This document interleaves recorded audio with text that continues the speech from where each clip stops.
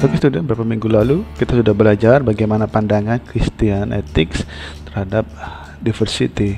Beberapa minggu lalu kita sudah belajar bagaimana pandangan etika Kristen menghadapi perbedaan yang ada. Perbedaan itu selalu ada di sekitar kita. Dimulai dari perbedaan ras, suku, warna kulit, kita sudah membahasnya beberapa minggu lalu. Kemudian perbedaan panggilan dalam pekerjaan dan profesi atau jabatan, perbedaan usia, perbedaan gender, laki-laki dan perempuan, perbedaan pendapat, dan kemudian konklusi yang kita ambil dari semuanya ini. Inilah bagaimana pandangan etika Kristen menghadapi perbedaan. Sekarang kita masuk dalam etika Kristen menghadapi perbedaan dalam gender, di mana laki-laki dan perempuan dibedakan secara ciri-ciri fisik.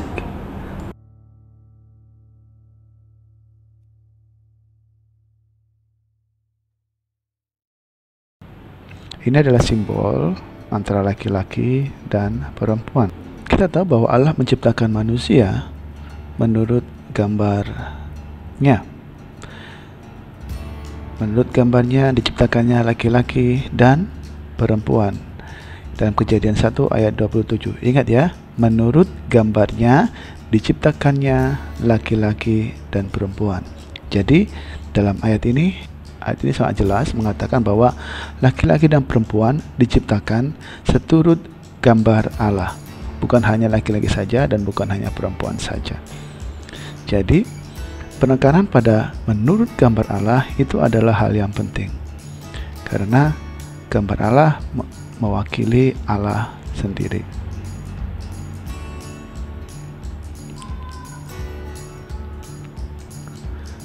Gambar Allah mewakili bagaimana ciptaan itu mewakili Allah dalam dunia yang Tuhan ciptakan ini. Manusia, baik itu laki-laki dan perempuan, telah diciptakan untuk membawa suatu misi, yaitu memelihara dunia yang sudah Tuhan ciptakan. Maka dari itu, perempuan dan laki-laki dan perempuan adalah satu kesatuan. Kita melihat dalam Kejadian 2 ayat 21, perempuan dibangun dari rusuk dan daging laki-laki. Maka dari itu, perempuan bukan diciptakan dari debu dan tanah, tetapi perempuan diciptakan dari tulang rusuk dan daging laki-laki. Karena itu mereka adalah satu kesatuan. Jadi baik laki-laki dan perempuan adalah satu kesatuan yang tidak bisa dipisahkan. Maka dari itu laki-laki dan perempuan akan bersatu di dalam satu ikatan, yaitu keluarga. Pada dasarnya perempuan dan laki-laki adalah sama. Mereka mengemban perintah Allah, amanat Allah bersama-sama.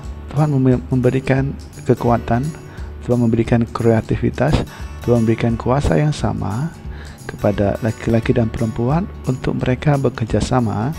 Karena perempuan diciptakan sebagai penolong dari laki-laki, perempuan dan laki-laki memiliki peluang yang sama untuk bisa bekerja sama satu sama lainnya dalam melaksanakan perintah Tuhan, yaitu memelihara bumi dan mengelola seluruh ciptaan Tuhan di muka bumi ini.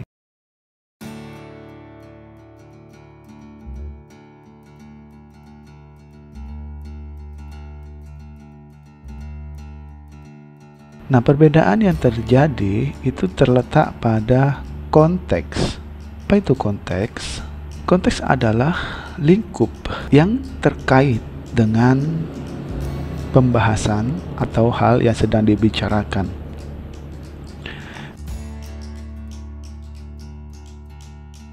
Misalnya, saya berbicara pada saat ini, maka saya adalah saya yang dipengaruhi di mana saya berada, apakah saya ini, siapakah saya ini, mengapa saya berbicara, dan kapan saya berbicara, bagaimana saya berbicara, itu adalah dipengaruhi oleh konteks pada saat ini.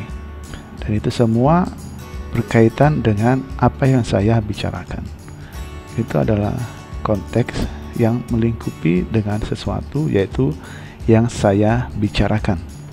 Kita bisa melihat ilustrasi, ada sebuah gajah yang begitu besar dengan beberapa orang dan beberapa tingkat, beberapa layar itu mengamatinya. Ya, kita tidak bisa mengatakan bahwa oh, ini sebuah gajah yang ada hanya kakinya yang besar. Oh, gajah itu cuman belalai. Oh, gajah itu gading doang sih. Atau gajah itu matanya saja, atau telinganya saja, atau punggungnya saja yang disebut sebagai gajah. Nah, kita harus melihat segala sesuatunya dalam lingkup yang besar, yang luas, sehingga kita bisa memahami segala sesuatu yang dibicarakan, pembahasan itu dengan baik, untuk menghindari kesalahpahaman atau menghindari kekeliruan dalam mengerti segala sesuatunya.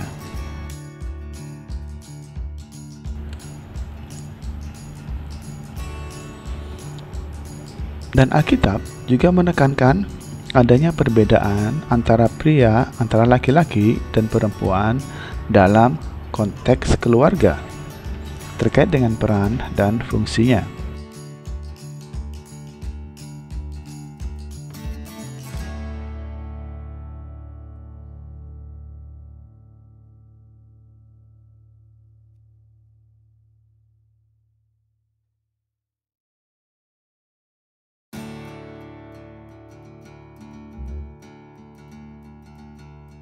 Dalam keluarga, peran laki-laki adalah dalam keluarga, peran dan fungsi berbeda. Laki-laki sebagai kepala keluarga, ini tercatat dalam Efesus 5 ayat 23. Sebagaimana Kristus adalah kepala gereja, maka suami atau laki-laki adalah kepala dalam keluarga. Dia melindungi, menjaga, menyediakan, dan memimpin keluarga. Kemudian istri atau perempuan itu merawat, mengajar, dan merawat dan mengajar atau memelihara atau membuat nyaman keluarga. Sedangkan anak adalah mengasihi orang tua dan menaati setiap perintah orang tua. Susunan keluarga secara alkitabiah.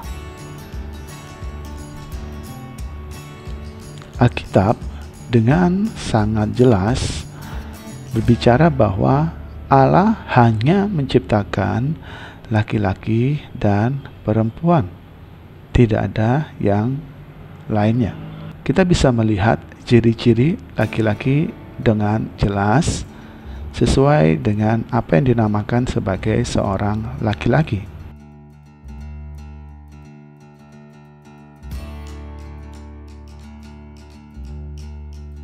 Sedangkan perempuan juga diciptakan Tuhan dengan jelas sebagai ciri-cirinya sebagai seorang perempuan. Maka laki-laki harus menampakkan jati dirinya sebagai laki-laki dan perempuan harus menampakkan dirinya sebagai perempuan. Namun laki-laki dan perempuan sama di hadapan Allah.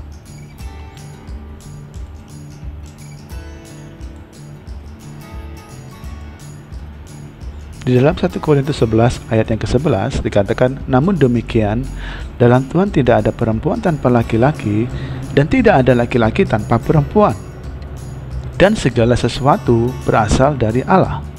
Maka dari itu laki-laki dan perempuan adalah sama di hadapan Allah. Jadi dalam menyikapi perbedaan gender, Alkitab menekankan bahwa tidak ada perbedaan antara laki-laki dan perempuan di hadapan Allah. Tetapi dalam konteks keluarga, laki-laki adalah kepala keluarga, memimpin istri dan anak-anaknya.